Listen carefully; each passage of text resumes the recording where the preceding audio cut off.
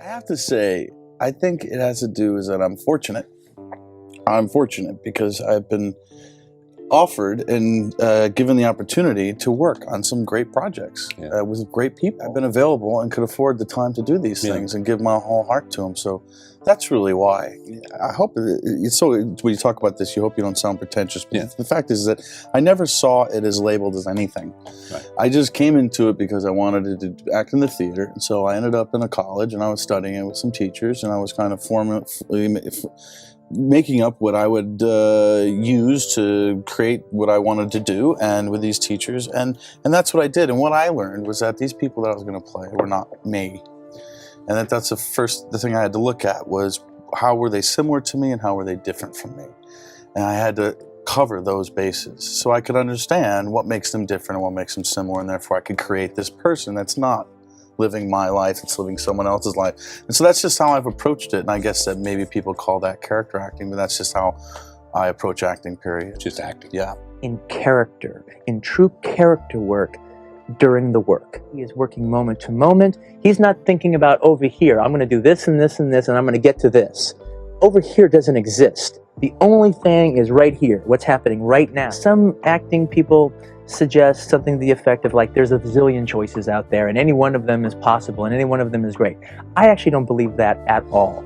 If you are really in character, you only have a few choices. If something weird were to happen at this table right now, there's not a zillion ways Charlie Rose is going to react. There's probably about 4 ways Charlie Rose will react. My first entry into show business was acting. The only formal study I've ever had in my entire life has been acting.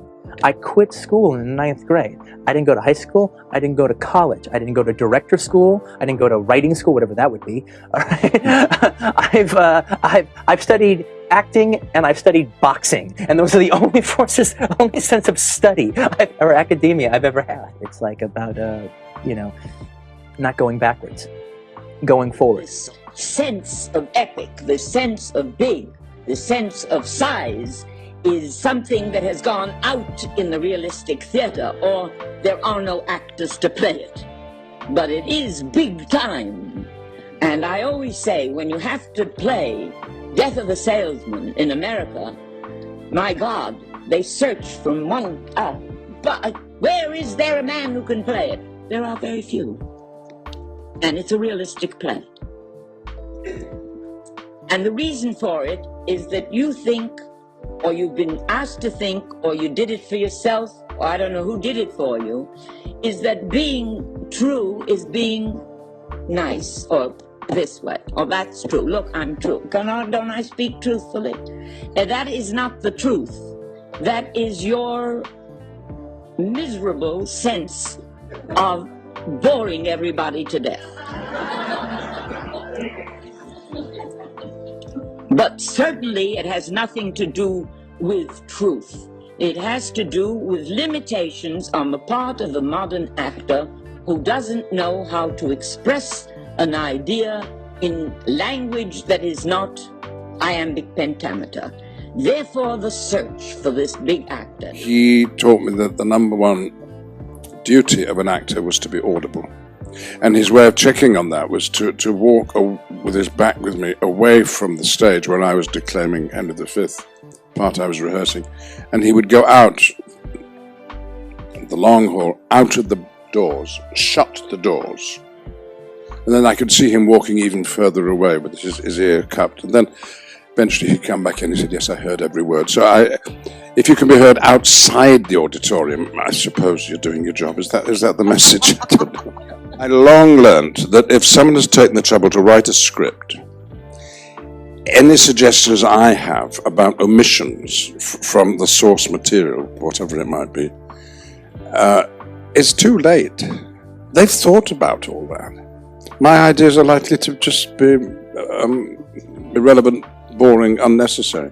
But, of course, you will want the script to be good. Just a quote from Gods and Monsters, which Bill Condon and I did together a long time ago. My character, the film director James Whale, says, making movies is the most wonderful thing in the world. Working with friends, entertaining people. So I have an ambition for that when it comes to a film, whether it's a big one or a little. I believe acting on stage is actually easier than acting on film. It depends on how your mind works, really, but to tell a story all the way through, to be able to have a sort of, maybe it's false, but it feels like a sort of power over the storytelling in that way is empowering. You know, you walk out onto that stage and you're ready to tell the whole story. Whereas on film, it requires a certain type of patience. And so I think for me, I'm always eager in that way. There's a sort of eagerness to that. And I think to be able to be microscopic with your choices, to be able to focus your attention into one space in film, takes great skill, one that I have not come near to mastering. And I think it's the people that do that extraordinarily well that I look up to. So to me, that's very hard. I'm an actor who admires risk and who admires subtlety. And when I say risk, I mean the real potential of failure, and I admire actors who have failed. I think to me, we tend to look at acting from afar as being able to create a sort of character that's farthest from yourself, which I think is true. But there are performances, like you see really bold risks. And to me, that's what I always, those are the people that I admire as actors. We did the work to get this film made. It's hard to get films made. Constantly hustling for your worth in that room. You're hustling for it. You're fighting for the other actors. You're fighting for the director. I always say, you know what failure means? Failure means that you're still working. That's what it means. That all your dreams are on the other side of fear. So at some point in your brain, when you hit a ceiling of success, and I know you hit it, that there is disillusionment up there. Because you're like, this is it? Wait a minute. People, the scrutiny, the being misunderstood, all of that, until you realize that is not the final step. It's significance. It's, you have to tap into that Agoji warrior in you, and you have to be the person who jumps through that plate of glass, and you have to lead a life where you leave the business just a little bit different than how you entered it. It's that tapping into our warriors. It's not a competition. And I'm not competing against others. I'm just trying to get better. That's why I act on stage, act in the movies, and direct and produce, because I like new challenges. I tell my two children that are actors, especially in movies, you want people to go, wait, I can't wait to see him. You know, not, oh, I see him everywhere. I think if you drink too much water, you'll drown. So you want to keep some mystery, you know, keep things quiet so that you build up to that next movie. Where is he? I mean, branding for an actor is being good, not being known. Your brand is, whatever you did, was it any good? Not how many likes you got. I like telling stories, but I think there has to be something that for me, that I can kind of relate to in a, I guess, humane way. I'm open to anything, really. I think as long as there's an interesting arc, what's really fun to do as an actor is something that's transformative, or as far away from Josh as possible. That's always really exciting. I wouldn't say there's one thing that I look for, but just a really good story with really detailed characters, really. It very much depends on the project to project. It was a case of huge kind of in-depth character study up until the point of page 1 of the screenplay. So going back to where he was born, you know, what his relationship with his parents was like, what happened to his mother, without his mother there, how has that influenced his life, his friendships, his first sexual experiences, his first kind of meaningful relationships, and sort of discovering all that information and putting all that together. So you've got this database before you start. So for me, it's all about having that analysis of a character, so that day one, when you step on set, you feel that you can embody it as best as possible. And it's the most for me, it's the most exciting part of the process, is being able to create that character. I don't know, I guess an enormous longing to be able to get out of very difficult and constricting circumstances. That poetry that's in all human beings, I guess. A longing to get above all the obstacles that force us back.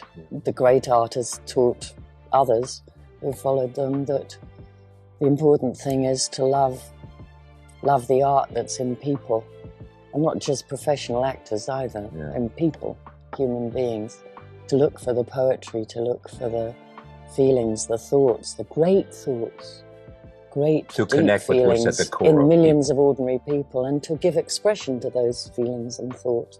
This is what rock stars do, all the best do. This is what the great I think novelists do. everybody does who works in the arts. The first thing that inspires anybody, whether it's the performers or the audience, is the material itself, the story itself, and with what insight, sensitivity, humour, depth of perception, that story has been told.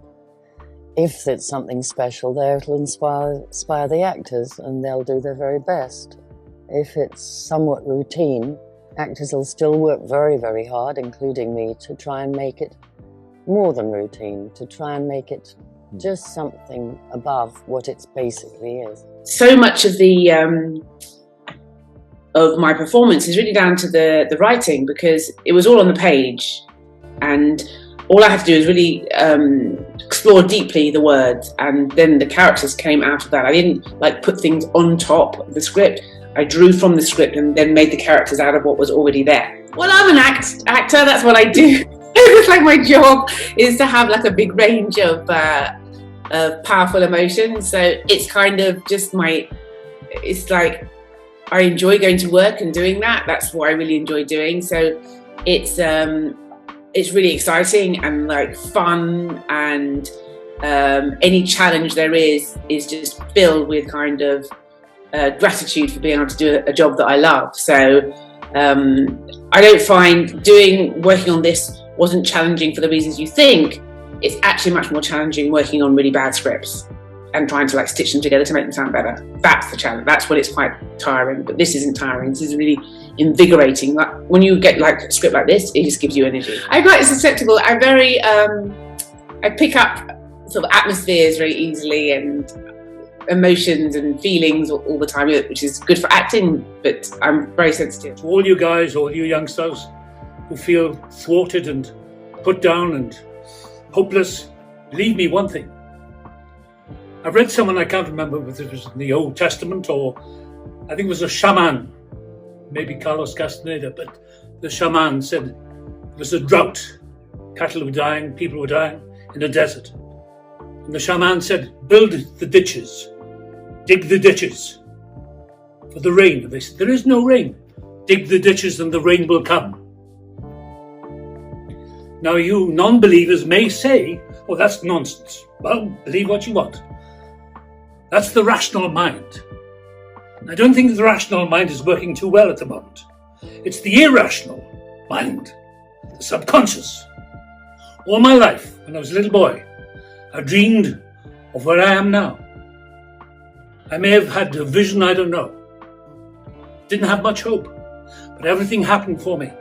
And now I believe that we can condense time. We can pull it to ourselves. It's not about the future. Oh, I'm going to do something next year. It doesn't exist. Tomorrow doesn't exist. The next hour does not exist. It's all potential. But what we can do is drag the time into the present, now, into the solar plexus of our soul. Build the ditches. Whatever you want to do, believe it, believe it, believe it, even if you don't believe. Play the game of belief.